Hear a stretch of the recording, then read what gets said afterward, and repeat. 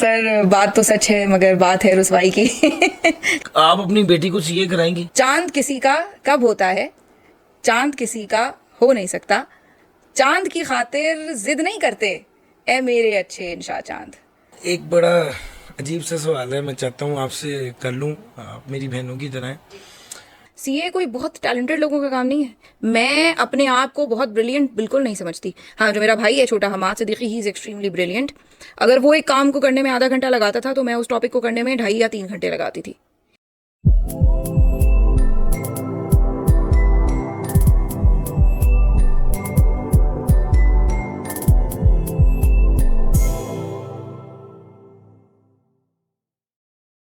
अस्सलाम वालेकुम। बहुत से लोग ज़िंदगी में टीचिंग करना चाहते हैं ताकि वो अपना कैरियर बनाएं, लेकिन कुछ लोगों के लिए टीचिंग सिर्फ कैरियर नहीं होता, उनकी ज़िंदगी होती है जिसको वो जीना चाहते हैं। वो हर बार बच्चों को पढ़ाकर जो खुशी लेते हैं वो खुशी सिर्फ पैसों तक महदूद नहीं होती, उनको सिखाने से खुशी मिल रही होती है। और जब इंसान, बहुत से लोग ऐसे हैं जो कि अपनी ज़िंदगी का मकसद ही लोगों को सिखाना बना देते हैं। आज हमारी खुशकिस्मती है कि हमारे साथ मौजूद हैं एक ऐसी ही टीचर जिन्होंने क्वालिफाइड चार्ट अकाउंटेंट भी हैं और वो एक बच्चों को दरस व तदरीस के शोबे से मुंसलिक हैं, बच्चों को पढ़ा भी रही हैं। Please welcome ma'am Atiya Siddiqui. अस्सलाम वालेकुम। वालेकुम अस्सलाम सर। क्या हाल है मैम, ठीक ठाक है? अल्हम्दुलिल्लाह सर, बिल्कुल ठीक ठाक। Thank you so much for having me in your podcast. आपका बहुत शुक्रिया, आपकी मेज़बानी का बहुत शुक्रिया।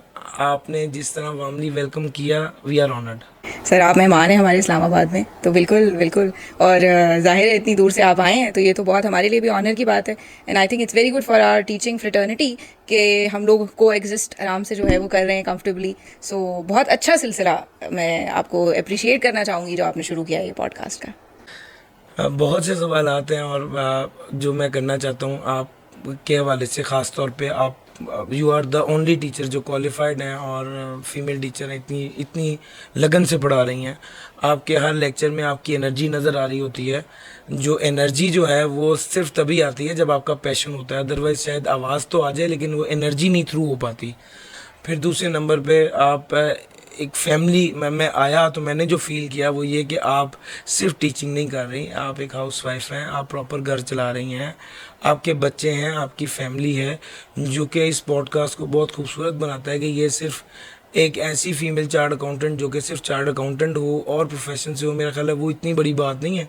जितनी बड़ी बात ये है कि आप उसके साथ साथ फैमिली को भी उतनी ही सक्सेसफुली रन कर रही हैं, माशाल्लाह। Thank you so much sir.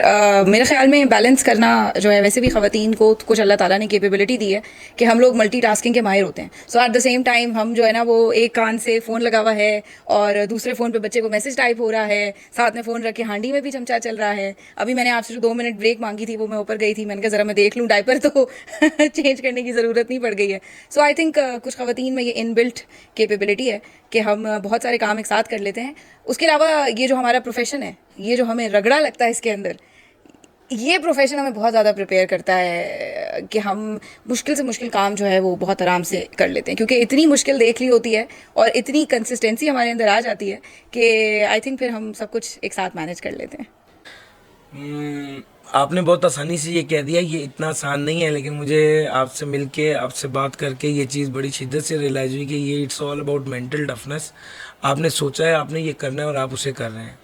जब मैं खाने की टेबल पर था तो मुझे एक लम्हे के लिए भी नहीं लगा कि किसी प्रोफेशनल शेफ़ के अलावा किसी ने बनाया होगा। फिर आपने बताया कि आपने बनाया, तो मैं जो घर से ये सोच के निकला था कि एक चार्टर्ड अकाउंटेंट के साथ बातचीत होगी उसकी लाइफ की जर्नी के हवाले से, तो you are beyond a chart accountant, एक सक्सेसफुल मदर माशाल्लाह, एक अच्छी फैमिली, उसके साथ साथ फिर कुकिंग और घर की सारी रिस्पॉन्सिबिलिटी। मेरा ख्याल है कि यही वो मैसेज है जो हम ये चाह रहे हैं कि हमारी बेटियां और हमारे घर में जो अफराद हैं वो देखें और उसको समझें कि अगर आप पढ़ रहे हैं तो सिर्फ पढ़ना इज़ नॉट द टारगेट, आपको उसके साथ लाइफ लेके चलनी है।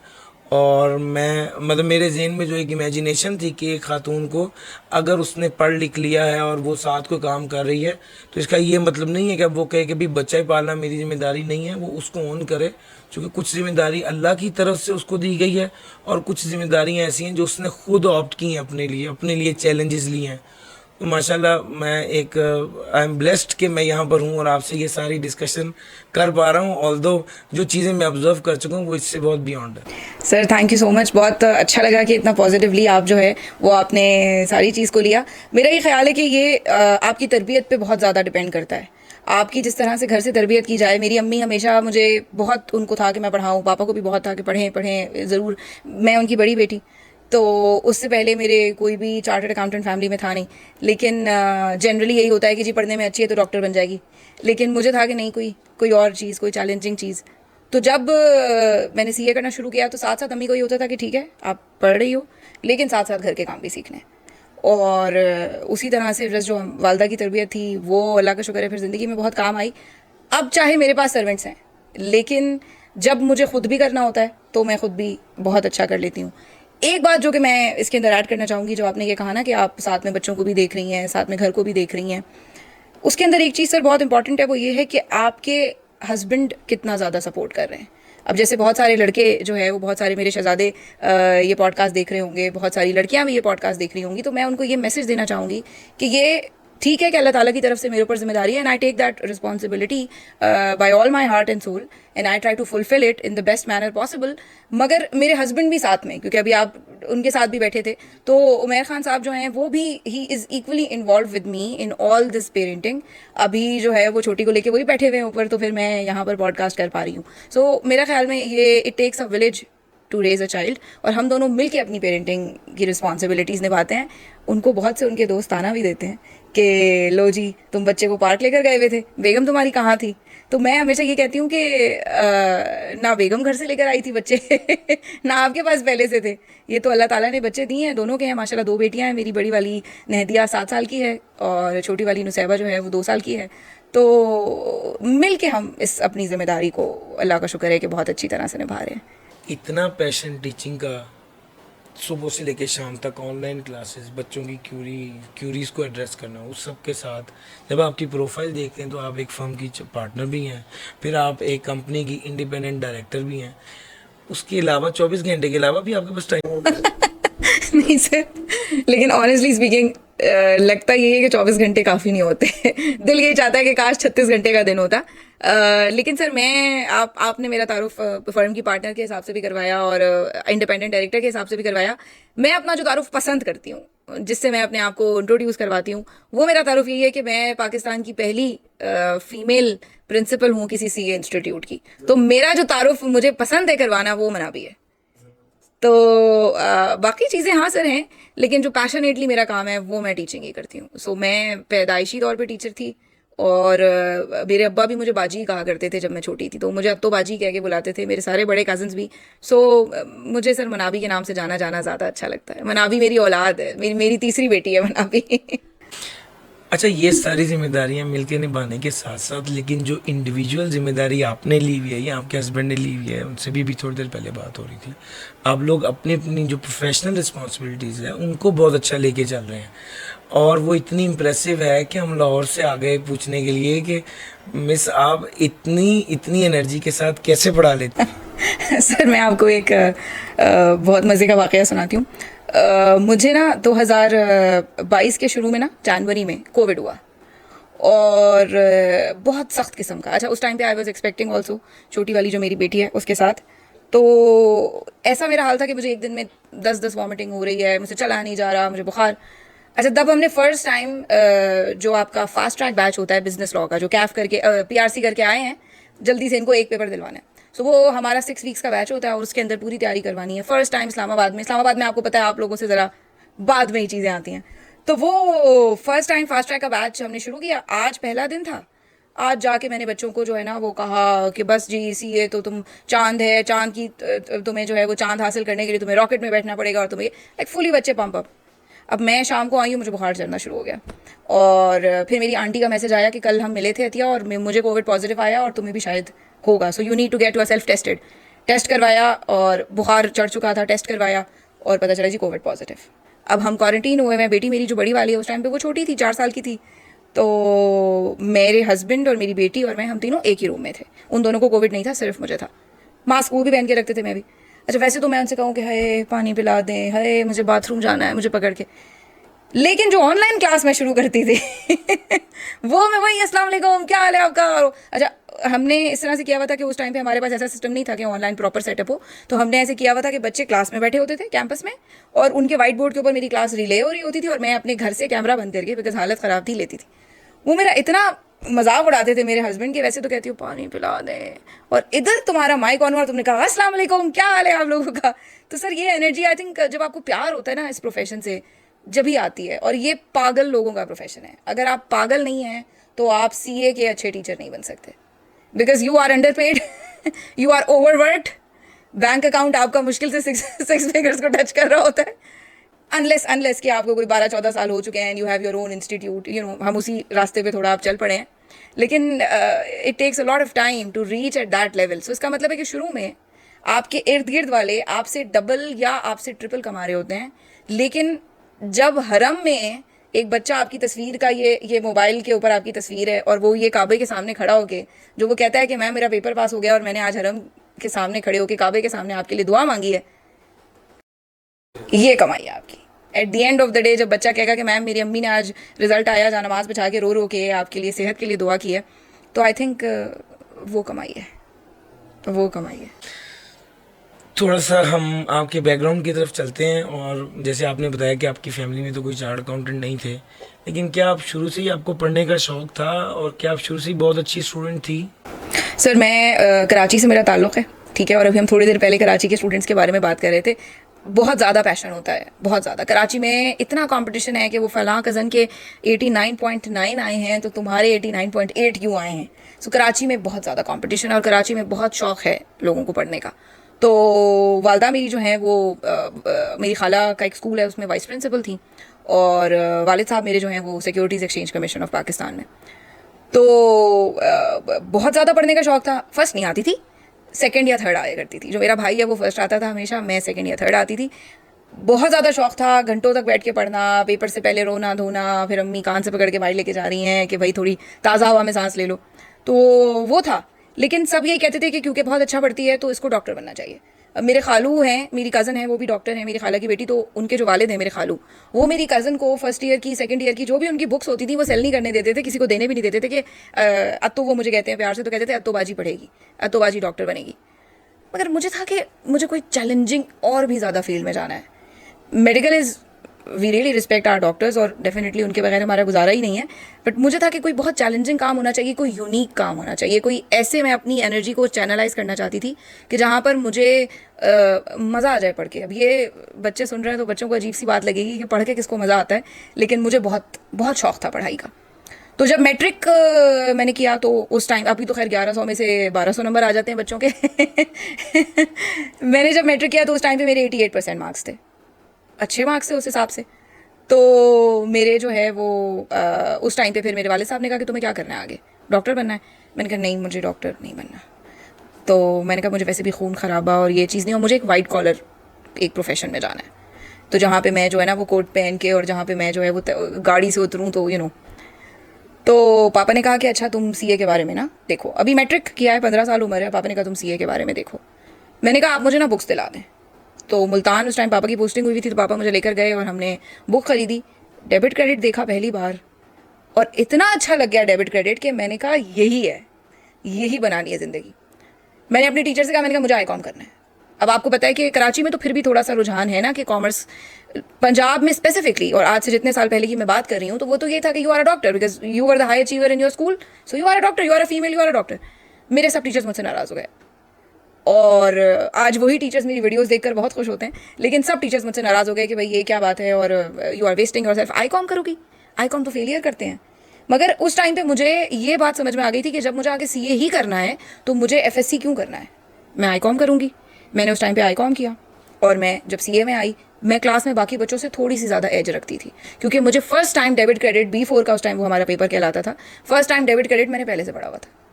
सो मुझे तो यही था कि मुझे सीए करना है। ना मैंने कोई MD कैट दिया, ना मैंने किसी भी किस्म का कोई एंट्री टेस्ट दिया। सो ये मेरा जो है वो शौक़ था कि सीए। ज़बरदस्त। फिर आप सीए में इन हो गए, आपने प्लान किया कि आईकॉम के बाद सीए में आना है, और जब आप सीए में आ गए तो उस वक्त आप मुल्तान में थे? नहीं, सीए बेसिकली ऐसा हुआ था, मैट्रिक मैंने मुल्तान में किया था, आईकॉम मैंने कराची से दोबारा पापा की पोस्टिंग हो गई थी, क्योंकि एससीसीपी में थे तो डिफरेंट सीआरओज में पोस्टिंग्स। फिर उसके बाद सीए मैंने इस्लामाबाद से किया। पापा की पोस्टिंग फिर इस्लामाबाद हो गई थी जब मैंने आईकॉम कर लिया था। तो उसके बाद से वीआर इन इस्लामाबाद। तो फिर शादी हो गई, फिर यहीं पे सारा जॉब वॉब आर्टिकल्स एवरीथिंग तो वो यहीं। यानी आपने सीए इस्लामाबाद में ही शुरू जी किया। जी जी जी, बिल्कुल। और इस्लामाबाद में जब आप कैफ लेवल पे आई तो उसमें आपने स्टेट अटेम्प्ट्स में पास किया, कि मेरी तरह कोई अटेम्प्ट आपकी भी लग गई थी? सर बात तो सच है, मगर बात है रुसवाई की। बताते हुए थोड़ी नहीं, शर्म तो नहीं आ रही। खैर मैं समझती हूँ कि अगर इतना आसान होता तो पाकिस्तान में सिर्फ 12,000 लोगों को ये दर्जा ना मिला होता कि वो चार्टर्ड अकाउंटेंट है, और 12,000 में से भी कोई 1100 या 1200 खवातीन, जिनमें से मेरा जो नंबर है वो 900 है। तो डॉक्टर्स और इंजीनियर्स तो आप देख लें तो आपको कितने मिल जाएंगे, करोड़ों की तादाद में मेरा ख्याल में होंगे। लेकिन इतना अगर आसान होता तो फिर वो चांद ना होता सर। ठीक है, तो वो कहते हैं ना कि इब्न इंशा का एक शेर है जो मैं अक्सर पढ़ती हूँ, कि जो फर्स्ट अटेम्प्ट में पास होने की जिद करते हैं बच्चे और कहते हैं कि जी फर्स्ट अटेम्प्ट में नहीं होगा पेपर तो बस हमारी ज़िंदगी बर्बाद हो गई, तो मैं उनको हमेशा एक शेर सुनाती हूँ कि क्या है वो शेर, चांद किसी का कब होता है, चांद किसी का हो नहीं सकता, चांद की खातिर जिद नहीं करते ए मेरे अच्छे इंशा चांद। तो कोशिश ज़रूर करें, स्ट्राइव वेरी हार्ड, लेकिन अगर अटेम्प्ट लग जाती है कोई बात नहीं। It's I think it's all part of God's greater scheme. और आपको वो फेलियर इतना सिखाता है कि फिर आप ज़िंदगी में फेल होने का डर आपसे निकल जाता है। बिकॉज जो कहते हैं ना डर के आगे जीत है, सो वो एक बार जब आपका खौफ निकल जाता है तो फिर मैं समझती हूँ, वो कहते हैं ना कि सोना तब के कुंदन बनता है, तो वो आप जब इस भट्टी से गुजरते हैं तो सही आप उस टाइम पे कुंदन बनते हैं। तो सर मेरी तो अटैम्प्ट्स लगी, कैफ लेवल के ऊपर भी लगी, फाइनल लेवल के ऊपर भी लगी। आपका जो पेपर है जिसके लिए आप बहुत मशहूर हैं, मुझे आज भी अक्सर रात को सोते में ख्वाब आता है कि मैं टैक्स में फिर से फेल हो गई हूँ। तो मुझसे कहा भी किसी ने कि आप टैक्स पढ़ाएं, मैंने कहा सवाल ही पैदा नहीं होता, मैं टैक्स नहीं पढ़ाऊंगी। बिकॉज वो मेरे अंदर इतना डीपली एम्बेडेड है ना वो खौफ। यानी कि कैफ का भी आखिरी पेपर वही था जो पास हुआ था, और सीफैप का भी आखिरी पेपर वही था जो पास हुआ था, और उस एक पेपर की वजह से मेरी जो अटेम्प्ट है यानी मेरी जो क्वालिफिकेशन है वो पूरी 1.5 साल लेट हुई थी। सो वो एक दफ़ा नहीं हुआ, दूसरी दफ़ा, फिर वो तीसरी दफ़ा जाके। तो मेरा ख्याल है कि at the end of the day जब आप क्वालिफाई कर लेते हैं तो आप इसको देख के खुश हो रहे होते हैं कि अल्लाह का शुक्र। आप मुझे यकीन है इस बात का कि जितनी मेहनत से आपने वो डिग्री ली होती है आपको उसकी उतनी कदर भी होती है। एग्जैक्टली यानी आप जिस तरह से उस चीज़ को देखते हैं कि अल्लाह का शुक्र है कि आप यहाँ तक पहुँच गए और आपकी रिकग्निशन है, यकीनन ये उस सारी एफर्ट के नतीजे में ही है। बिल्कुल बिल्कुल। अच्छा, जब आपके आर्टिकल्स हो गए तो फिर आर्टिकल्स जब आपने कैफ पास किया तो फिर आर्टिकल्स ढूंढने में दिक्कत हुई? सर आर्टिकल्स ढूंढने में अल्लाह का शुक्र है दिक्कत नहीं हुई थी, उस टाइम पर इतनी नहीं थी, क्योंकि अब तो मसला ये है कि अब नंबर ऑफ स्टूडेंट्स बहुत ज़्यादा बढ़ गए हैं, सीए में अब एंट्री बहुत ज़्यादा हो रही है। बिकॉज अब पीआरसी बार बार होता है, तो वो शुरू के तो 5 पेपर आसान है 5 तो यूँ ही निकल जाएंगे। So a lot of people enter CA with the hope of becoming a chartered accountant. उनकी वजह से फिर ऑब्वियसली फिर मार्केट के अंदर कॉम्पिटिशन ज़्यादा हो गया था। कोविड के बाद वैसे ही कुछ फर्म्स में इंडक्शंस कुछ रिलेटिवली कम हो गई हैं। मेरे ख्याल में फर्म्स के दिल में ये बैठ गया है कि आई थिंक हम शायद बहुत गरीब हो गए हैं कोविड के बाद। सो उस वक्त इतना टफ कंपटीशन नहीं था, तो मैंने अप्लाई किया था, सारी ही फर्म्स में अप्लाई मैंने किया था, और केपीएमजी तासीर हादी इस्लामाबाद में मेरा अल्हम्दुलिल्लाह विदाउट एनी रेफरेंस मेरा इंडक्शन वहाँ पर हो गया था। अच्छा सर एक मज़े की बात आपको मैं इसके अंदर बताऊँ कि जहाँ रेफरेंस था वहाँ इंडक्शन नहीं हुई थी। अच्छा। और यहाँ पे टोटली ऑन मेरिट बेसिस अल्हम्दुलिल्लाह, because the confidence that you exert. 2-3 questions being a representative of female मैं इस मौके पे आपसे पूछना चाहता हूँ। सबसे पहला तो ये कि इस पॉडकास्ट के तवज्जो से सारी दुनिया ये चीज़ तो देख रही है कि भाई एक female chartered accountant full of confidence मौजूद है और वो थ्रू आउट जो है ना एक सक्सेस स्टोरी है।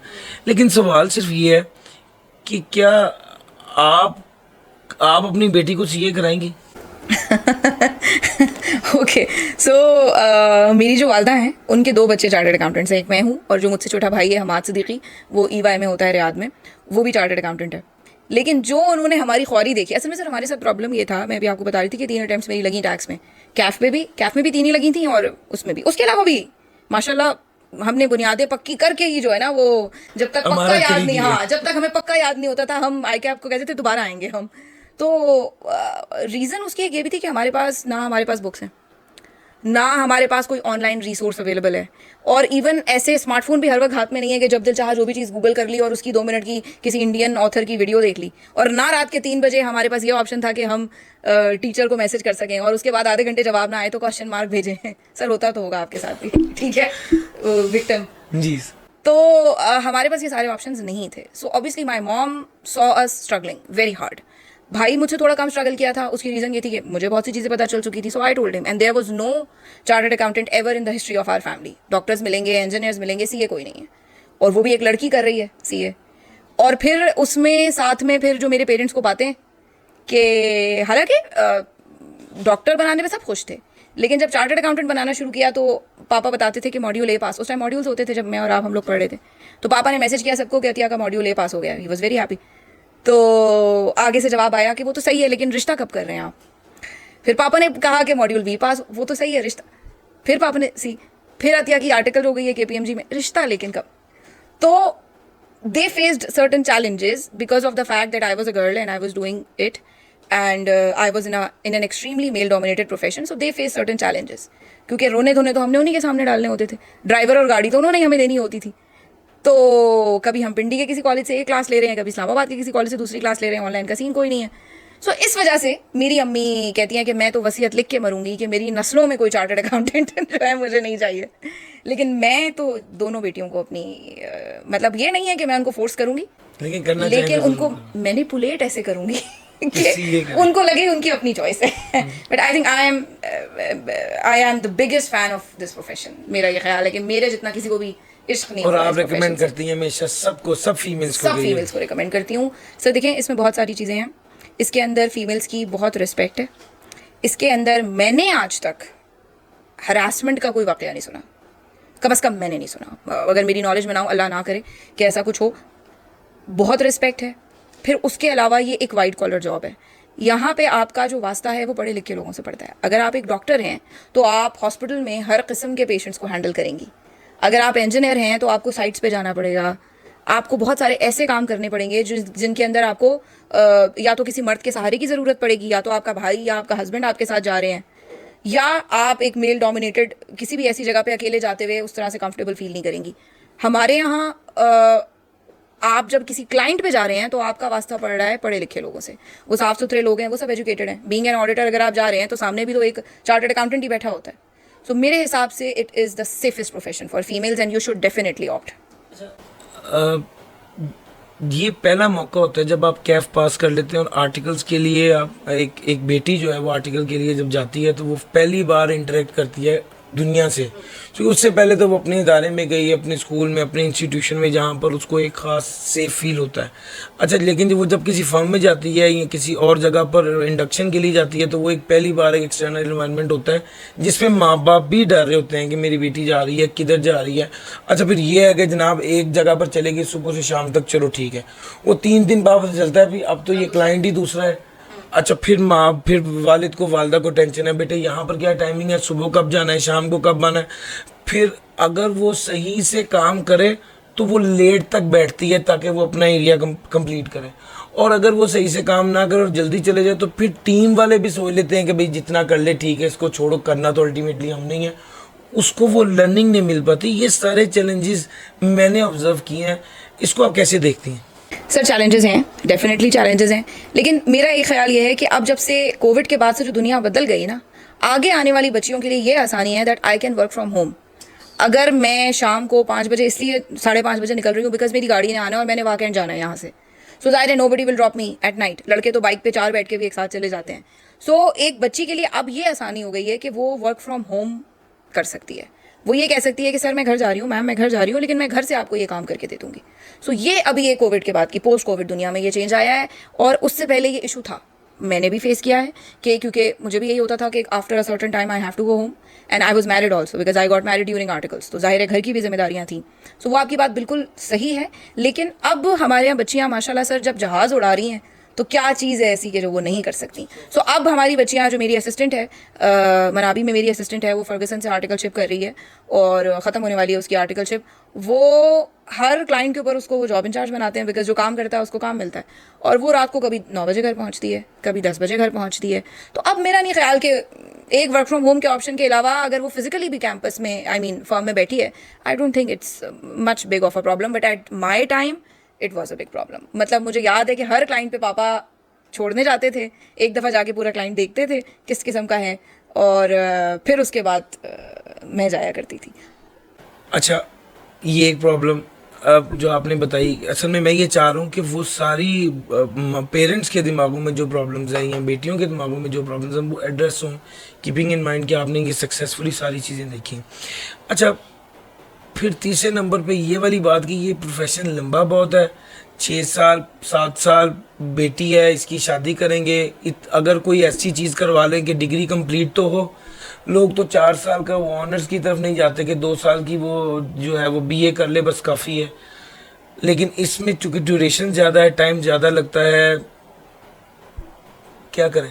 सर देखें, अगर आप डॉक्टर बनती हैं, अगर कोई लड़की है जो डॉक्टर बनती है, तो 5 साल की उसकी MBBS सिर्फ और सिर्फ एजुकेशन है, और 6ठा साल हाउस जॉब है, मेरे ख्याल में ऐसा ही है।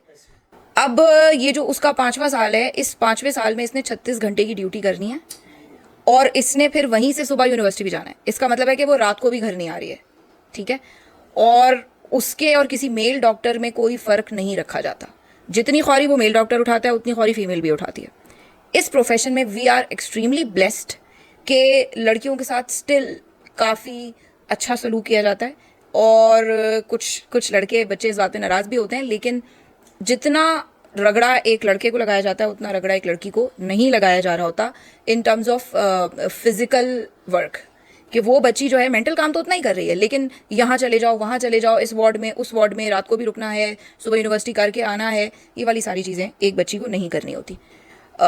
तो ये एक बहुत फ़र्क है चार्टर्ड अकाउंटेंसी में और किसी भी अदर प्रोफेशन में, कि आपका जो फील्ड वर्क भी है ना, वो भी आपका बहुत तमीज़ के आवर्स में है, और आप आराम से उसको मैनेज कर सकते हैं। आप मेरी बहन है, मैं आपके पास आया हूँ आपसे मशवरा ये लेना है कि मेरी बेटी का एक बहुत अच्छा प्रपोजल आ गया है। आप मुझे ये बताएं कि मैं उसकी शादी कर दूं या सीए ही पूरा करूं? अच्छा, अब जहाँ तक बात आ जाती है सीए पूरा करने, बल्कि मैं भूल गई थी जो मैं बात पिछले सवाल के जवाब में करी थी, कि मेडिकल अगर वो करती है 6 साल का, और आप 6 साल का मेडिकल करवाने के बाद उसकी शादी करते हैं, तो वो अभी कुछ भी नहीं है। स्पेशलाइजेशन तो रहती वो है। सिर्फ एक एमबीबीएस डॉक्टर है जिसको छोटी डॉक्टर कह के पुकारा जाएगा कि बड़े डॉक्टर को बुलाएं, आपसे तो हमने बात नहीं करनी, ठीक है। तो इसका मतलब है कि उसको अभी स्पेशलाइज भी करना है। तो जब वो शादी के बाद एज अ डॉक्टर 36 घंटे की ड्यूटियों के साथ स्पेशलाइज कर सकती है, जब वो खुद भी, अक्सर ऐसा होता है कि बच्चियां एक्सपेक्ट कर रही होती हैं, फिर वो साथ में जो है वो हॉस्पिटल में काम कर रही होती हैं, वहाँ पे भी वो पूरी पूरी रात खड़ी होती हैं, जब वो एज अ डॉक्टर ये सारी चीज़ें कर सकती है, तो क्या वो शादी के बाद सीए नहीं क्वालिफाई कर सकती? मेरा निकाह हो गया था when I was 21 and half, और 22 एंड हाफ में 1 साल के बाद मेरे पेरेंट्स ने मेरी रुखसती कर दी थी, बिकॉज उनको था कि हाँ भाई सही एज में बच्ची की शादी हो जाए।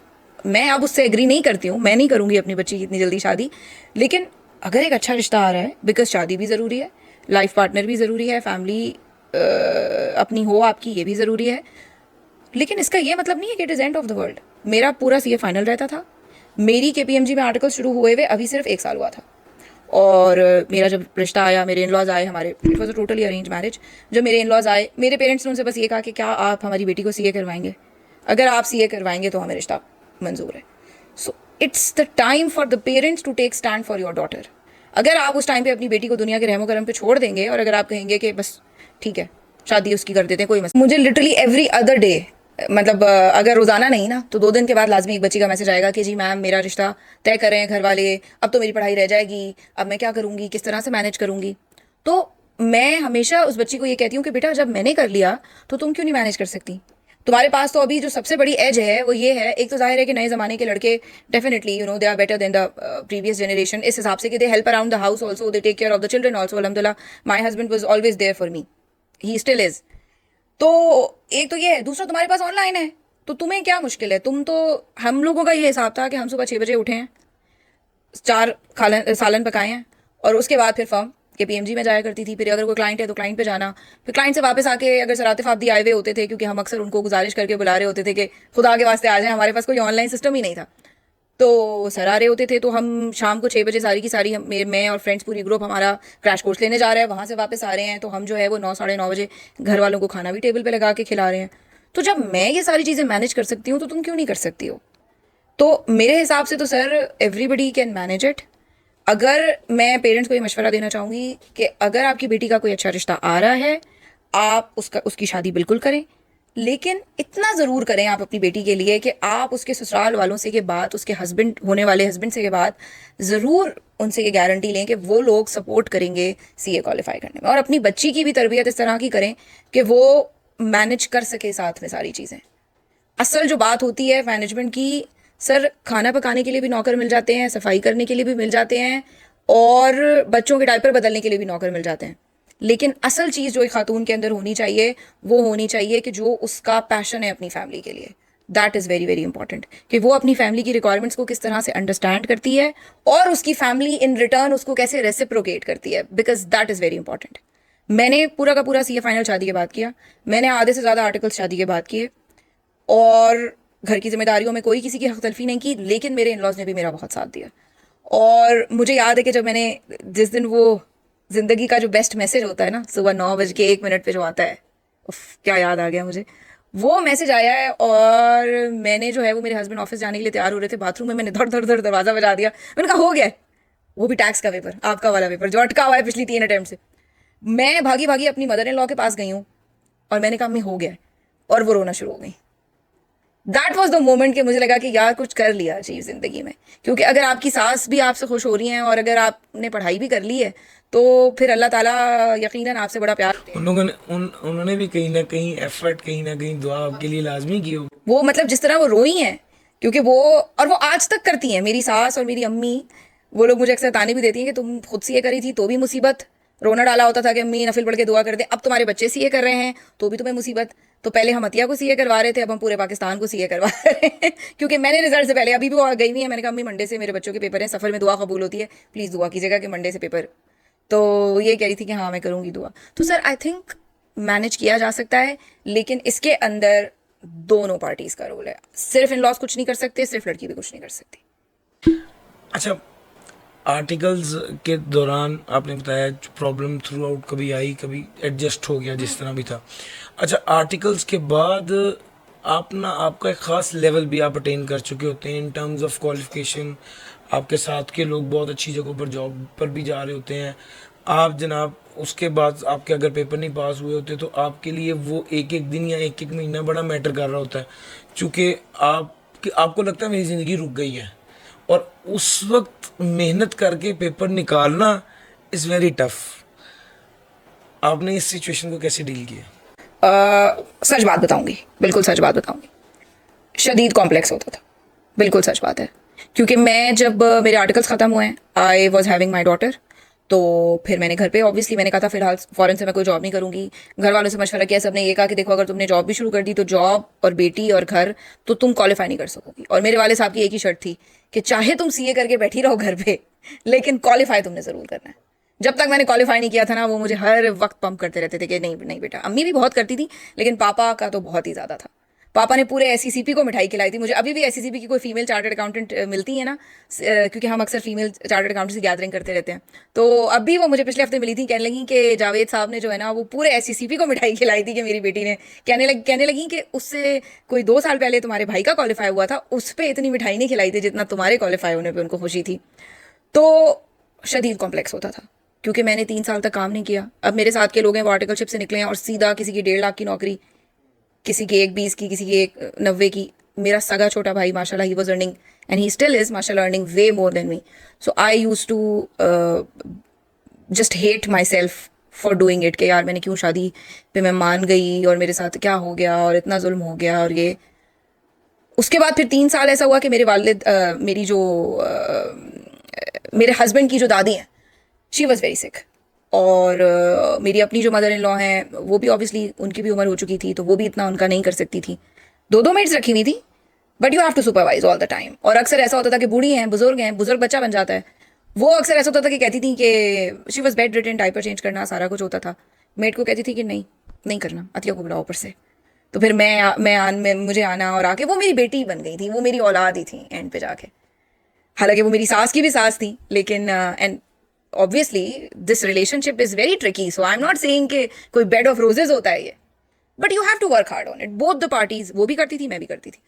तो वो 3 साल मैंने ना सिर्फ मेरी बेटी पैदा हुई, बड़ी हुई, उसका सारा देखा, पेपर साथ साथ सारे पास कर लिए, और दादी जान का ख्याल। लेकिन उसकी वजह से जो मैं समझती हूँ कि उनकी जो दुआएं थी, जो वो मुझे दे के गई हैं एंड पे, उसने मुझे संवार दिया। आज अल्लाह का शुक्र है कि पाकिस्तान में बच्चे मुझे जानते हैं एज अ टीचर और इतनी रिस्पेक्ट करते हैं। तो मैं समझती हूँ कि शायद वो जो कुर्बानी दी थी उस टाइम पर, उसने बहुत। और फिर जो मेरे इन लॉज की नज़र में जो रिस्पेक्ट एक मुझे मिली और जो सपोर्ट उनसे मिली, अब आज मैं अगर कोई अपनी चीज़ों से कोई इधर उधर भी कर लूँ जिम्मेदारियों से, तो वो उनको याद रहता है कि उसका भी किया था। तो मेरा ख्याल में कॉम्प्लेक्स तो वाकई होता है, लेकिन आप उसको चैनलाइज कैसे कर रहे हैं और आप उस टाइम को इस्तेमाल कैसे कर रहे हैं, वो बहुत इंपॉर्टेंट है। वंस यू क्वालिफाइड, आपने क्वालिफाई कर लिया, तो वो तो आपने बता दिया कि फीलिंग्स क्या थी आपकी और सब। उसके बाद आगे फिर आपने क्या सोचा? असल में मसला, ये मुसीबत ये है कि जब तक आप क्वालिफाई नहीं ना करते तो आप ना फंसे होते हैं। ये हो जाए तो फिर अब वो थोड़ा सा नहीं हुआ या एक पेपर रह गया तो वो 6 माह बाद लटक जाती है। ये मिसाल के तौर पे कितनी ज़िंदगी के काम है जो इस तरह 6 माह लटकते रहते कि ये एक पेपर है या 2 पेपर है, ये हो जाए तो फिर अल्लाह का शुक्र है हो गया। अब जब हुआ तो फिर आगे क्या सोचा है? सर टीचिंग का शौक था। आपको तो अभी नजर ही आ रहा होगा जितना मैं बोले जा रही हूँ। आपने टाइम मुझे जितना दिया था मैं तो उससे ज़्यादा ही ले रही हूँ। अगली भी आपको पॉडकास्ट डिले करनी पड़ी है मेरी वजह से। तो सर टीचिंग का शौक था, अम्बिया का पेशा है, और शदीद एक्सट्रोवर्ट पर्सनालिटी है, और बोलने का बहुत शौक है। डिबेट हमेशा करती थी स्कूल में। तो मैंने मॉड्यूल बी में सोच लिया था कि मुझे टीचर बनना है।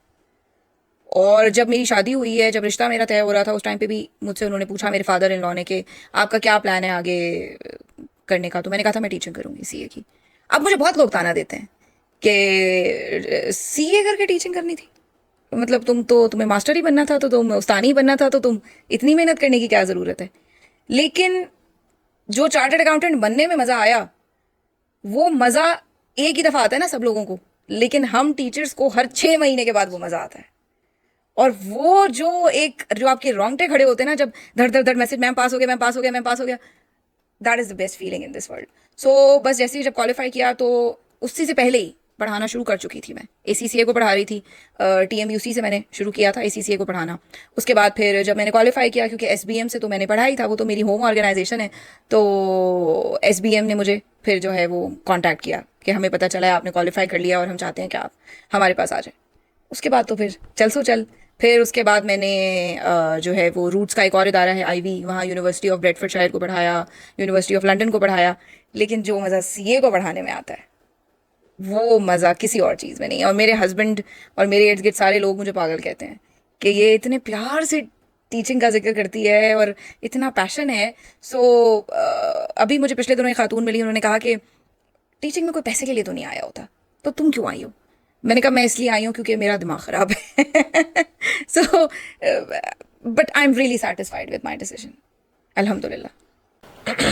आपको पहले ही पता था आपने टीचिंग करनी है, आप टीचिंग में आ भी गई और टीचिंग शुरू भी SBM से शुरू की, और फिर उसके बाद एक पॉइंट पर आके आपने कहा कि नहीं, अब अपना इंस्टीट्यूशन होना चाहिए।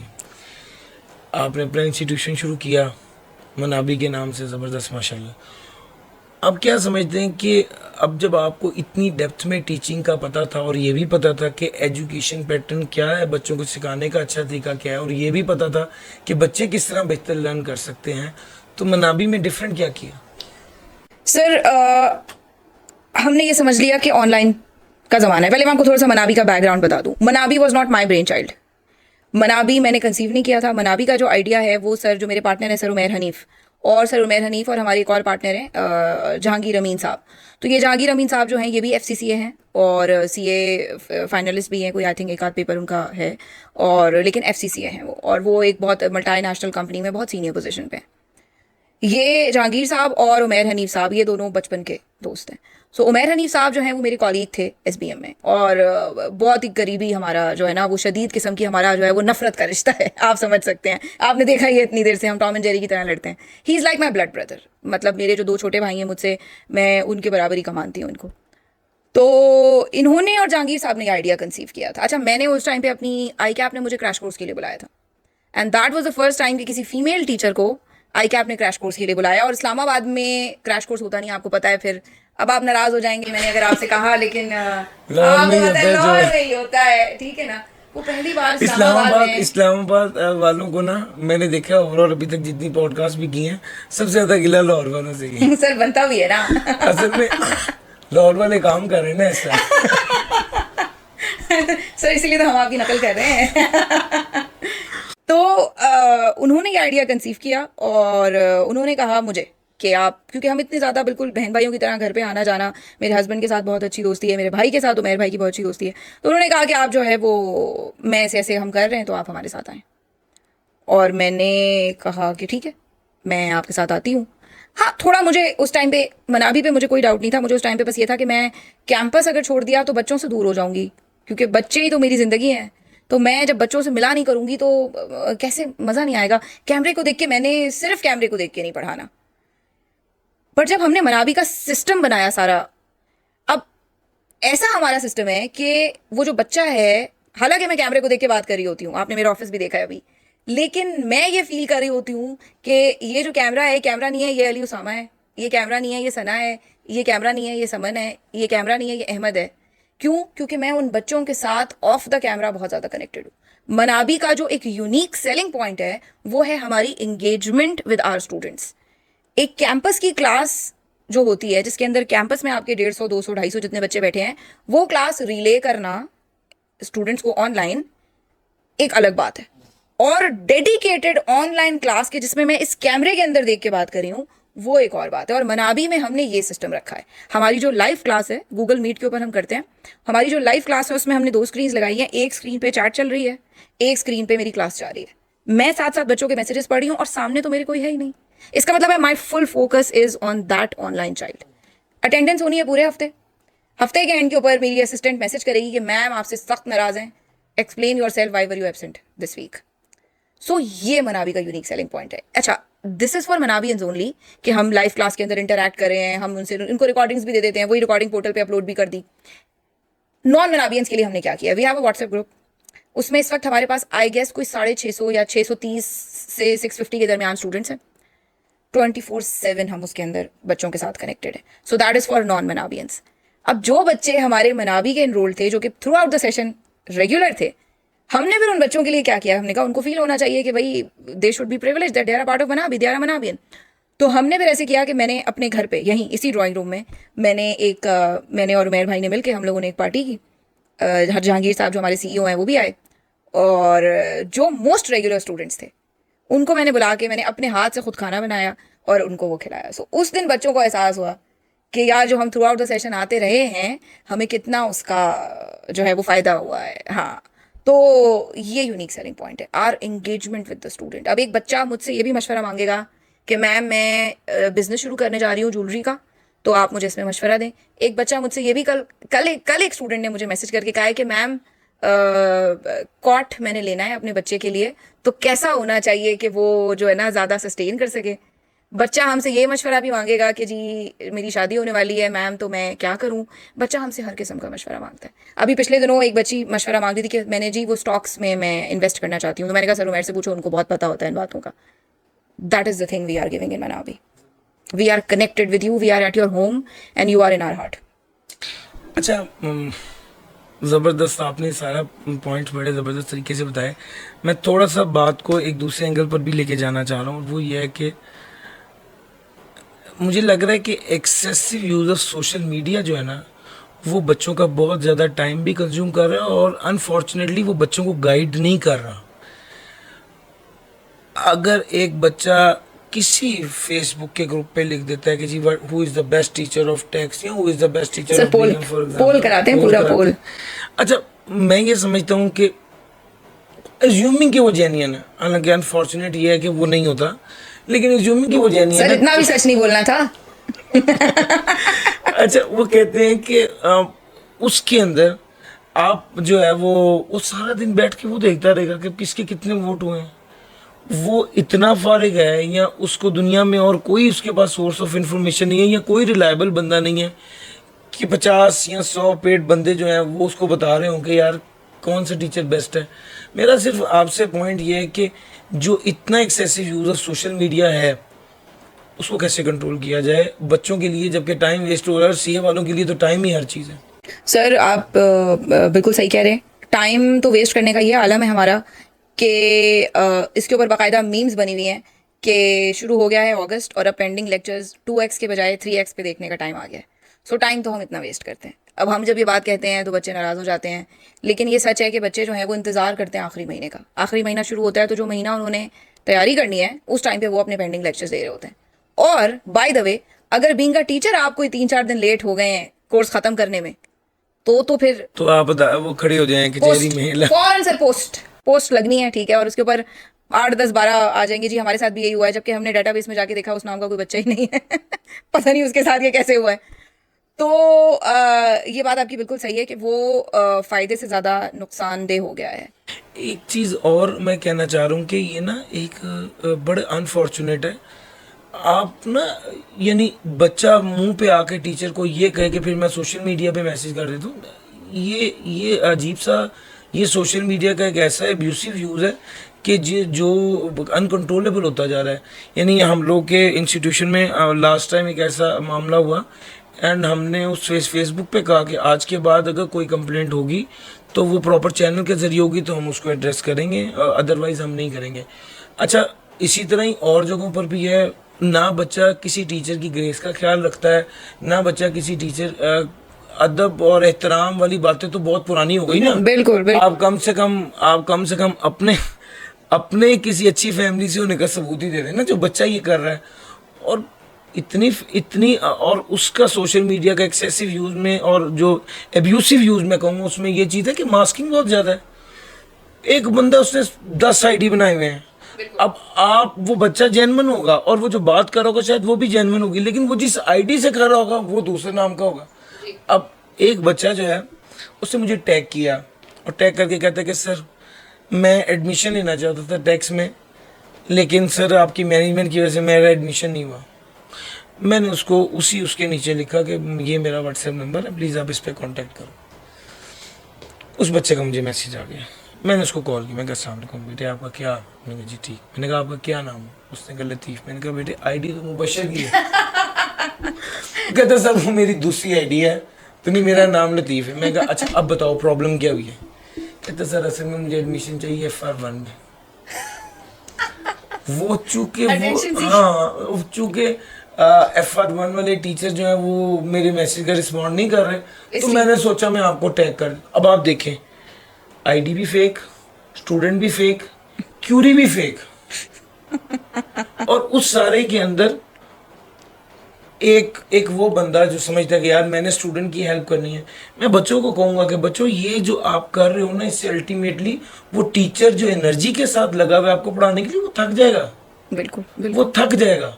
वो कहे ठीक है यार ये सारे ड्रामेबाज हैं। अल्टीमेटली ये होगा कि भाई ठीक है ये रिकॉर्डेड लेक्चर है, जिसका पेंडिंग है सुन ले।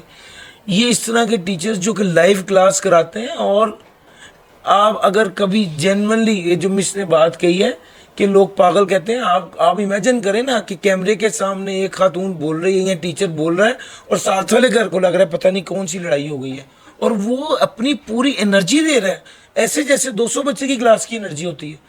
और उस एनर्जी के अगेंस्ट आप लोगों के एंड से क्या है? अच्छा, अब ये जब सब कुछ फॉल्स और सब कुछ इसी तरह ही चल रहा है, इस सारे सिनेरियो में आप मतलब एक स्टूडेंट को क्या करना चाहिए? जो आइडियली एक स्टूडेंट का बिहेवियर क्या होना चाहिए? अच्छा सर, मैं आपको बताती हूँ मेरे साथ कल क्या हुआ ना। कल आपको पता है मैं ड्राफ्टिंग जीनी की मैं फाउंडर हूँ। ये कोर्स है जिसके अंदर हम मनाबी के एम्बिट में ही आता है, और क्योंकि मैं मनाबी हम एक हैं, ठीक है। सो मैं तो अक्सर सर उमैर को और सर जहांगीर को यही कह रही होती हूँ कि ठीक है लेकर आप आए थे मनाबी को, लेकिन मेरा है, मैं कोई मनाबी के अंदर जो है ना वो बर्दाश्त नहीं कर सकती। I am very emotional about it. तो मुझे मैसेज आता है कि ड्राफ्टिंग जीनी के अंदर ये है कि वो पर्चा पढ़ के तो किसी और से आया है, मुझसे वो ये सीख रहा है कि आंसर को लिखना कैसे, क्योंकि थ्योरी का पेपर है, मेरे चारों थ्योरेटिकल सब्जेक्ट्स हैं। थ्योरी के पेपर में सबसे बड़ा प्रॉब्लम ये है कि एक तो हम लोग हमें ख्वाब उर्दू में ही आते हैं ना, तो इसका मतलब है कि हमें ख्याल भी उर्दू में ही आते हैं, और पेपर लिखना अंग्रेजी में होता है। हम लिखना शुरू करते हैं सो से, और सो के बाद कॉमा डाल के हम बात पूरी लिख देते हैं और फुल स्टॉप डाल देते हैं, एज नहीं लिखते हैं। देयरफॉर से शुरू करते हैं, आगे पूरी बात नहीं बताते। तो ये इसके अंदर प्रॉब्लम था जिसकी वजह से मैंने ड्राफ्टिंग जीनी शुरू किया। अब उसके अंदर क्या प्रॉब्लम है कि बच्चा कहता है कि मैम मैं तो इनकी बुक फॉलो कर रहा हूँ, जो भी मिस्टर एक्स हैं। तो मैंने फिर क्या किया कि मैंने आई कैप की बुक से उन वाले टीचर की बुक का एक पूरा आपको मैपिंग दे दी। चलो सही है। यहाँ तक तो बात सही थी। उसके बाद वो बच्चा मुझे मैसेज करता है, कहता है कि मैम हमारे सर ने तो हमें ये चीज़ ऐसे पढ़ाई थी। और वो ये बच्चा मैसेज कर रहा है ग्रुप के अंदर, वो क्या चाह रहा है कि मैं ये लिख दूं कि तुम्हारे सर ने गलत पढ़ा है, ताकि वो मेरा स्क्रीनशॉट लेके सोशल मीडिया पे डाल दे। लेकिन मोहतरम टीचर्स हैं, खास तौर पे सर आतिफ आबदी, आपको पता है कि मतलब मेरा तो क्या उनके बारे में मेरे ख्यालात हैं, मसीहा हैं वो सीए कम्युनिटी के इस्लामाबाद में, खास तौर पे बिकॉज हमारे पास कोई भी नहीं था। अब मैं उसको कैसे हैंडल करूंगी? मैंने उसको कहा कि बेटा देखो, मेरा ये पॉइंट ऑफ व्यू है, हो सकता है सर का पॉइंट ऑफ व्यू सही हो, आपकी मर्जी है, आप जिसकी भी बात मान लो। उसने क्या किया आगे से, वो एक तीसरे टीचर का सेम सॉल्व किया हुआ सवाल ले आया, कह रहे मैम आप ये कह रही हैं, मिस्टर एक्स ये कह रहे हैं और मिस्टर वाई ये कह रहे हैं, मैं किसकी बात मानूं? मैंने कहा तुम, फिर मुझे गुस्सा आ गया, मैंने कहा तुम इंसान के बच्चे बनो और तुम एक किसी टीचर की बात मानो। तो सर मेरा ये ख्याल है कि आपका जो डिसीजन होना चाहिए, अल्लाह ताला ने आपको अक्ल अता की है, आप एक मोबाइल लेने से पहले जो है ना वो 50 वीडियोस देखते हैं और रिसर्च करते हैं और इससे और उससे मशवरा करते हैं। आप टीचर भी एक चूज करें और उसके बाद उस टीचर पे भरोसा करें। आपका प्रॉब्लम ये होता है, मैंने आज अभी एक रिसेंटली मुझे बच्चे के बारे में पता चला है, मुझे से पढ़ा हुआ था उसने बिजनेस लॉ, उसका आज तक एक पेपर भी पास नहीं है। वो इन्फ्लुएंसर है by the way, CA influencer, आपको पता है there is a thing called CA influencer, वो है, उसका एक भी पेपर पास नहीं ज्यादातर है। के नहीं पास। उसकी रीजन क्या है? इनसे भी पढ़ना है, सेम चीज उनसे भी पढ़नी है और सेम उससे भी पढ़नी है। मुझे एक बच्चा मैसेज करके कहता है मैम वो कोड ऑफ एथिक्स का लेक्चर यूट्यूब पे डाल देना प्लीज। मैंने कहा अच्छा डाल देती हूँ। मैंने कहा बेटा तू पढ़ा नहीं, क्लास में नहीं पढ़ा, रिवाइज करना है। तो कहते नहीं नहीं, मैंने सर आतिफ आब्दी का भी ले लिया है और सर आसिफ का भी ले लिया है, अब मैं आपका लेना चाह रहा हूँ लेक्चर। मैंने कहा क्यों? क्या पेपर में लिखा हुआ आएगा कि as per Atiya Siddiqui answer करो, as per sir Asif answer करो, as per sir Atif answer करो? मैंने कहा इसलिए तुम लोग फेल होते हो। तो सर सोशल मीडिया का दौर है, वो सारी बात आपकी सही है, मगर आपके पास थोड़ी सी अकल है, आपके पास डेमो लेक्चर्स हैं, और अब तो टीचर्स इतने अच्छे हो गए हैं कि वो आपसे बात भी करने को तैयार हो जाते हैं। तो talk to them and then stick with one teacher. Student जो है वो आज वो ड्यू रिस्पेक्ट नहीं दे रहा अपने टीचर को जो उसको देनी चाहिए। मैं आपको एक बात ये बताने लगा था कि मेरे पास एक स्टूडेंट आया, वो मुझे ना बाकायदा कराची के टीचर, लाहौर के टीचर, सबके नाम बता बता के कि यहाँ पर ये ऐसे पढ़ाते हैं, ये ऐसे पढ़ाते हैं, आपकी किताब में ये लिखा है, ICAP के पास पेपर में ये लिखा है, फलां टीचर। मैंने कहा यार बात पता क्या है, आप ना एक टीचर से पढ़ें और आप पास कर जाएंगे। हाँ थीसिस ना, आपने थीसिस नहीं लिखना कि कौन से टीचर को कितना आता है, दोनों में डिफरेंस क्या है। अच्छा मेरी अपनी ज़िंदगी का एक एक्सपीरियंस है, मतलब मैं जेन्युइनली आज तक अपनी ज़िंदगी की जितनी हार है ना, मैंने बच्चों को बताने में शर्म नहीं महसूस की, चूँकि मुझे पता है अगर मेरी हार से वो जीत गए तो मेरी जीत है। बिल्कुल बिल्कुल। अच्छा मैं ना मॉड्यूल ई में जब था तो आपको पता होगा एक IT का पेपर होता था, उसमें जी, एक जी। उसमें किताब ATFL होती थी जी, जी, और जी, एक जी, किताब PPP होती थी। बिल्कुल बिल्कुल। तो जनरली जब अब पहले 3 पेपर होते, पहले 4 पेपर होते थे तो टाइम भी होता था, तो मुझे ना IT के पेपर से डर लगता था। मैंने क्या किया, बहुत से मेरे दोस्त थे जिन्होंने ATFL पढ़ी, उन्होंने कहा मुझे ATFL पढ़ो। मुझे डर ये लगता था कि कहीं PPP से ना आ जाए। अच्छा ज़्यादातर लोग ATFL पढ़ते थे, कुछ मेरे 1-2 दोस्त थे जिनको उनके टीचर ने PPP लिखवाई थी, वो PPP पढ़ते थे।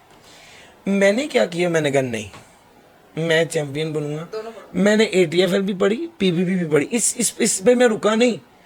ATFL की पूरी किताब पर ये वाला टॉपिक PPP में किस पेज पर लिखा हुआ है क्रॉस रेफर किया मैंने, और जेनरली मैंने इतनी मेहनत की। एक मैं लाइब्रेरी में बैठा ये सारा काम कर चुका था और पढ़ रहा था, तो एक रिपीटर आया, वो 7 अटेम्प्ट्स IT की दे चुका था। तो वो मुझे कहते हैं कि GT के आज काफ़ी अच्छी पोजीशन पे हैं GT में, कहते हैं यार हूँ मैनू समझ आइए पास किस तरह होना है, इस तरह पास होना है। अच्छा मैं वैसे ही मेहनत अपने तौर पे करता हूँ, और मैं ऐसे चौड़ा हुआ ना कि मैं 2 किताबें पढ़ी हैं। अब तो बात हुआ का हुआ, अब तो इतने तजुर्बेकार बंदे ने शाबाश दे दी। मेरे वो दोस्त जिन्होंने ATFL पढ़ी थी सारे पास, वो दोस्त जिन्होंने PPP पढ़ी थी पास, मेरे 26 नंबर आए अटेम्प्ट, और it was very painful. I understand. मैं ये समझता हूँ ये वो गलती है जो मैंने खुद की है। मेरे बच्चों आप ये गलती ना करो, बिल्कुल एक टीचर को पकड़ो, आई एम डैम श्योर वो पास करवा देगा। बिल्कुल। ना कि एक आपने क्या थीसिस लिखना है कि एक टीचर ने 1500 सवालों में से ये 3 सवाल दूसरे तरीके से करा, दूसरे ने दूसरे से करा, क्यों? बिल्कुल मैं दावे से कहता हूँ कि अगर 19 की 20 भी है तो एक टीचर को पकड़ लोगे तो कामयाब हो। बिल्कुल बिल्कुल एब्सोल्युटली सर। इसके अंदर डायरेक्शन बड़ी इंपॉर्टेंट होती है। बेसिकली अगर मुझे कील ठोकनी है और मैं कभी यहाँ से मारूं और मैं कभी यहाँ से मारूं और मैं कभी नीचे से मारूं, तो मेरी 3 अटेम्प्ट्स तो लगी हैं उस कील को ठोकने में, ठुकी फिर भी नहीं है। सो जो डायरेक्शन है, अगर मैं अपनी मंजिल की डायरेक्शन में, वो हम ऑडिट के अंदर कॉन्सेप्ट पढ़ते हैं ऑब्जेक्टिविटी का, और ऑब्जेक्टिविटी पढ़ाते हुए वो हमेशा मैं यही कहती हूँ कि आपका जो है ना ऐसा, ये आपकी, ये आपकी, ये नाक की सीध में अगर आप चलते चले जाएंगे, that is the thing, that is the effort that would lead you to success and that would lead you to the destination that you want to reach. So direction का दुरुस्त होना बहुत इंपॉर्टेंट है. अगर आप चले जा रहे हैं, सीए कोई बहुत टैलेंटेड लोगों का काम नहीं है. मैं अपने आप को बहुत ब्रिलियंट बिल्कुल नहीं समझती. हाँ, जो मेरा भाई है छोटा Hamad Siddiqui, he is extremely brilliant. अगर वो एक काम को करने में आधा घंटा लगाता था तो मैं उस टॉपिक को करने में 2.5 या 3 घंटे लगाती थी. लेकिन मुझे इस बात पे नाज है कि मैं हार्ड वर्कर हूँ, मैं जान लगा देती हूँ, और उसके बाद मैं एक चैलेंज की तरह लेती हूँ और मैं कहती हूँ कैसे नहीं होगा, ऐसी तैसी इसकी, ये होगा मुझसे. जब तक आपका ये एटीट्यूड नहीं होगा, वो कहते हैं ना कि जब रॉकेट भी स्पीड में जाना शुरू करता है जब उसकी दुम पे आग लगती है, ठीक है, तो आपको ये जो आग है ना, ये आपको अपने अंदर लगानी है. जब आपके अंदर आग होगी, वो आग ऑटोमेटिकली बाहर होगी. मैंने जब सीए शुरू किया था तो मैंने उस टाइम पर एक चीज़ पढ़ी थी जो कि मैं अक्सर कोट करती हूँ कि ख्वाब वो नहीं होते जो आप सोते हुए देखते हैं, ख्वाब वो होते हैं जो आपको सोने नहीं देते. सो ये अगर आपका एटीट्यूड हो ना कि आपको सोने ना दे वो ख्वाब, वो एक बेचैनी है आपके अंदर, एक इस्तराब की कैफियत है आपके अंदर, आग लगी हुई है आपके अंदर, एक पैशन है, that would lead you to success. आपसे ये प्रोफेशन मिनिमम एफर्ट नहीं मांगता है, आपसे ये profession beyond your limit effort मांगता है. मैक्सिमम लिमिट तक भी नहीं, लिमिट से बाहर आपसे एफर्ट मांगता है. लेकिन आप ये भी तो देखें कि फिर ये प्रोफेशन आपको बदले में रिवॉर्ड क्या देता है. आपकी किसी भी प्रोफेशन को उठा लें आप पूरे पाकिस्तान में, जो चार्टर्ड अकाउंटेंट्स की जहां से स्टार्टिंग होती है वहां पे दूसरे प्रोफेशन के लोग 8 साल में 5 साल में पहुंचते हैं. लेकिन एक चार्टर्ड अकाउंटेंट के लिए बहुत बड़ा आसमान है. लेकिन पहली बार जब परिंदा धक्का देता है अपने बच्चे को घोंसले से, तो मुश्किल होती है उसको उड़ने में, लेकिन इवेंचुअली उसको उड़ना आ जाता है. लेकिन उसको उड़ना ऐसे ही आता है कि वो अपनी सिमत पहले मुतय्यन करता है. तो आपको अपनी डायरेक्शन मुतय्यन करना बहुत ज़रूरी है, अदरवाइज कील नहीं ठोकेगी. आप अगर 50 जगह से कील ठोकेंगे, एक टीचर से पढ़ें और उस टीचर के साथ स्टिक करें और उस पर भरोसा करें. डेमो लेक्चर ले लो ना, समझ आ जाएगा आपको उसकी बात समझ आ रही है नहीं आ रही है. हम जैसे टीचर्स तो हर वक्त ही आपके लिए अवेलेबल हैं और हर वक्त ही कहते हैं. मतलब मेरी फिजियोथेरेपिस्ट मुझे कल ये कह रही थी कि उन्होंने मुझे कहा मैं आपका फ़ोन फेंक दूंगी उठा के. एक तो आपको 32 साल की उम्र में 70 साल वाले लोगों की कमर की बीमारियां हुई हुई हैं क्योंकि आप पूरा दिन बैठी रहती हैं और मोबाइल पे मैसेजिंग करती हैं. दूसरा, आप फिजियोथेरेपी के बीच में भी मोबाइल नहीं रख रही, तो आप इसको रखें. बड़ी बड़ी यूनिवर्सिटी के टीचर्स हमने देखे हैं, लेकिन वो ऐसे पागल नहीं होते हैं जैसे सीए के टीचर्स होते हैं. तो हम सभी मेहनत कर रहे हैं आपको पढ़ाने के लिए, आप थोड़ा तो भरोसा करें हमारे ऊपर. ज़बरदस्त. अच्छा, एक बड़ा अजीब सा सवाल है, मैं चाहता हूँ आपसे कर लूँ, आप मेरी बहनों की तरह हैं. एक ना, आपने जिस तरह अबाया माशाल्लाह एक बापर्दा तरीके से आप दफ्तर में भी गई, का ऑफिस में भी गई, जनरली ये समझा जाता है कि आपको एक ख़ास लेवल से ऊपर जाने के लिए पर्दा आपको एक ख़ास लेवल से ऊपर नहीं जाने देता. आपने कभी ये फेस किया? मैं बड़ा डर के ये सवाल पूछ रहा हूँ. सर, मैंने हिजाब पहनना शुरू किया था जब मैं 17 साल की थी, और अबाया मैंने शुरू किया था जब मैं 20 साल की थी. तो आर्टिकलशिप मेरी जो है वो अबाया के साथ ही शुरू हुई थी. अब थोड़ा सा मैं अबाया का कॉन्सेप्ट बताना चाहती हूँ. कुछ लोग इख्तिलाफ भी करते हैं. बहुत सारे लोग ये कहते हैं कि अबाया आप इसलिए पहनते हैं कि ये आपको बचाता है, आपको सेव करता है. मैं ये कहती हूँ कि मैं इसलिए पहनती हूँ कि अल्लाह का हुक्म है. सिंपल सी बात है. अब ये मुझे बचाता है या नहीं बचाता है वो एक साइड फैक्टर है. अल्लाह ताला ने कह दिया है पहनना है तो बस पहनना है. हाँ, मैंने जब ये पहना था तो मुझे बहुत सारे लोगों ने ये कहा था कि ना तो तुम कहीं प्रोफेशनली सक्सेसफुल हो सकोगी और ना तुम्हारी शादी होगी. ये 2 चीज़ें मुझे कही थी. बट अल्हम्दुलिल्लाह मुझे इसकी वजह से करियर में कोई सेटबैक नहीं हुआ. असल चीज़ होती है आपका कॉन्फिडेंस. आपने अगले बंदे की आंखों में आंखें डाल के बात करनी है, और आपने अगले बंदे से बात इस कॉन्फिडेंस के साथ करनी है कि वो आपके कपड़ों की तरफ तो देखेगा ही नहीं, वो आपकी बात ही सुनकर इम्प्रेस हो जाएगा. सो ये जो पीस ऑफ क्लॉथ मैंने अपने सर पे पहना हुआ है ना सर, ये मेरा सर ढकता है, ये मेरे दिमाग को नहीं ढकता. मेरा दिमाग उतना ही चलता है जितना कि आपका दिमाग चलता है, ठीक है, जितना कि किसी भी और जिसने हिजाब ना पहना हुआ लड़की ने, जितना कि उसका दिमाग चलता है. दिमाग को हवा लगने की ज़रूरत नहीं होती. और वैसे भी सीए में तो बाल गिर ही जाते हैं तो अच्छा ही है हिजाब पहन लिया तो. और एक बात ये जो है कि अगर हिजाब ना पहने तो जल्दी तरक्की कर लेंगे, उसका क्या? नहीं सर, मेरा ऐसा ख्याल नहीं है. मैंने इस प्रोफेशन में देखा है जितने भी लोग हैं ख़वातीन की बहुत इज्जत करते हैं, और मेरे ख्याल में तो अब आहिस्ता आहिस्ता ऐसा ट्रेंड हो गया है कि अब मेल चार्टर्ड अकाउंटेंट में और फीमेल चार्टर्ड अकाउंटेंट में ज़्यादा फ़र्क भी अब नहीं रह गया है. था लेकिन आहिस्ता आहिस्ता ये फ़र्क जो है वो, अब हमारी लड़कियाँ अभी CFO बन रही हैं, ठीक है। हमारी एक फीमेल चार्टर्ड अकाउंटेंट हैं, अमारा, लाहौर की हैं चार्टर्ड अकाउंटेंट, वो सीएफओ हैं एक बड़ी ऑर्गेनाइजेशन की। हमारी सीए की वुमेन कमेटी है। और एक दफ़ा आई कैप के जो चेयरमैन, उनकी मैंने एक तकरीर सुनी वुमेंस डे की सेलिब्रेशन पे, तो उन्होंने कहा कि प्रोफेशनल का कोई जेंडर नहीं होता। और वाकई आई कैप मैं समझती हूँ कि इस बात के ऊपर अमल करता है कि वाकई प्रोफेशनल का कोई जेंडर नहीं होता। हाँ, थोड़ी सी हमारे यहाँ सपोर्ट की ज़रूर कमी है, बिकॉज मर्द से तो कोई नहीं पूछेगा कि वो बच्चा कहाँ छोड़ कर आया है, लेकिन औरत से ज़रूर पूछा जाता है कि बच्चा कहाँ छोड़ के आई हो। सो थोड़ी सी सपोर्ट की कमी है। अगर डे केयर ज़्यादा ऑर्गेनाइजेशन में बनना शुरू हो जाएं तो आई थिंक हमें ज़्यादा आसानी हो जाएगी काम करने में। अल्लाह ताला ये एनर्जी बहाल रखे। आपने एक नियति से बच्चों को सर्व कर रहे हैं। अल्लाह ताला आपकी हिम्मत इस्तकामत को मज़ीद तक़वियत दे। आपके साथ आए, आपके पास बैठे, आपकी मेहमान नवाजी का शुक्रिया। बहुत अच्छा लगा थ्रू आउट यहाँ पर आपके साथ एक पॉडकास्ट रिकॉर्ड करके। और लास्ट में अगर नए आने वाली बच्चियाँ जो सोच रही हैं सीए करें या ना करें, उनको क्या मैसेज देना चाहिए? बिल्कुल सर, पहले तो ये कि thank you so much for coming. आप मेरे घर पे आए, मुझे बहुत अच्छा लगा। और सीए कम्युनिटी के अंदर, हमारी फ्रेटर्निटी के अंदर अनफॉर्चुनेटली इतनी दोस्ती नहीं पाई जाती है, तो ये एक बहुत अच्छा इनिशिएटिव। और मैं इसके अंदर आपकी जो ऑर्गेनाइजेशन है, आपका जो कॉलेज है, मैं उनको भी अप्रिशिएट करना चाहूँगी कि उन्होंने भी इस बात की कोई इम्तियाज़ नहीं किया, उन्होंने कोई इस बात की फिक्र नहीं की कि आप किस कॉलेज से जाके किस कॉलेज के किस टीचर से इंटरव्यू कर रहे हैं। सो आई थिंक ये एक बहुत पॉजिटिव मैसेज हमारी फ्रेटर्निटी के बारे में हमारे बच्चों को जाता है कि हम टीचर्स यूनाइटेड हैं। जो भी सोशल मीडिया के ऊपर टीचर्स को लड़वाने की कोशिश की जाए, कुछ भी किया जाए, मगर आई थिंक इससे एक बहुत अच्छा मैसेज जाता है। तो बहुत बहुत शुक्रिया। आप जो हैं वो बहुत मोहतरम हैं मेरे लिए, आप मेरे भाई हैं। और मुलाकात तो फर्स्ट टाइम हुई है, लेकिन पहले से भी आपके बारे में मैंने बहुत पॉजिटिव बातें सुनी हैं। और ये भी सुना है कि आप मेरे बारे में भी पॉजिटिव बात करते हैं, और बल्कि कुछ स्टूडेंट्स को आपने रेफ़र करके भी भेजा मेरे पास। अब ये बात आपको काटनी हो तो काट दीजिएगा। तो कुछ स्टूडेंट्स को आपने रेफ़र भी किया मेरे पास, उन्होंने बाकायदा मुझे नाम लिया कि सर अली इमरान ने जो है वो कहा है कि मैं मतिया से पढ़ूँ। तो मैं बहुत शुक्रगुजार हूँ आपकी। और अगली बार इंशाल्लाह मुलाकात चलती रहेगी। आपने अगली बार भाभी को और बच्चों को भी लेकर आना है। आपकी बहन का घर है इस्लामाबाद में। अब आप चाहें तो छोटी बहन बना लें, चाहें तो बड़ी बना लें, वो आपकी मर्जी है। बहन तो बहन होती है, भाई हमेशा बड़े ही होते हैं। अच्छा चले, बस ठीक है, ये अच्छा है। और क्या कहते हैं, बस ये बात कहूँगा कि यहाँ पर थ्रू आउट हमें एक ऐसा आपने फील दिया जैसे हम वाकई घर ही आए हैं। आपने जिस तरह से वेलकम किया, आपका बहुत शुक्रिया। और इंशाल्लाह जैसे आपने कहा है, आप लाहौर आएँ, ज़रूर ज़रूर। इंस्टीट्यूशन भी हाजिर है, मेरे घर भी हाजिर है। ज़रूर ज़रूर सर, इंशाल्लाह ज़रूर आएंगे। और इंस्टीट्यूशन तो आपको, आपका जो है वो आपको पता ही है कि मुर्शिद की हमारी नज़रों में क्या अहमियत है। तो वो तो डेफिनेटली, बल्कि हम गए थे तो सर हमें लेकर भी गए थे, सर ने हमें विज़िट भी करवाया था। मैं भी थी, सर उमैर थे, हमारी पूरी मनाबी की टीम थी, तो वो ज़रूर था। लेकिन इस बार इंशाल्लाह आपके घर भी आएंगे ज़रूर। सर बच्चियों को मैं ये मैसेज दूंगी कि देखें, आपने अपनी मॉडेस्टी का ख्याल ज़रूर रखना है।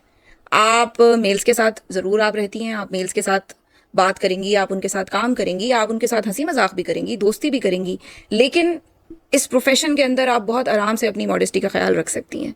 इस प्रोफेशन के अंदर आप अगर पर्दा करना चाहें आप वो भी कर सकती हैं, नहीं करना चाहें वो भी कर सकती हैं। पर्दा करने का बिल्कुल ये मतलब नहीं है कि आप कोई बहुत आला मुस्लिम खातून है, और पर्दा ना करने का भी ये मतलब नहीं है कि आप कोई बहुत नीची मुस्लिम खातून है। हो सकता है आपका ईमान का लेवल एक पर्दा ना करने वाली लड़की का ईमान का लेवल पर्दा करने वाली से ज़्यादा हो, लेकिन बहुत सी बच्चियां हमारी पर्दा करके आना चाहती हैं इस प्रोफेशन में। तो मैं समझती हूँ आप आ सकती हैं, लेकिन आपको अपनी पर्सनालिटी को ग्रूम करना होगा। आपको, मेरी बात का प्लीज़ कोई बुरा ना माने, लेकिन आपको अपनी अंग्रेज़ी पे काम करना होगा, आपको अपनी स्पोकन इंग्लिश पे, आपकी पर्सनालिटी पे, आपके कॉन्फिडेंस पे।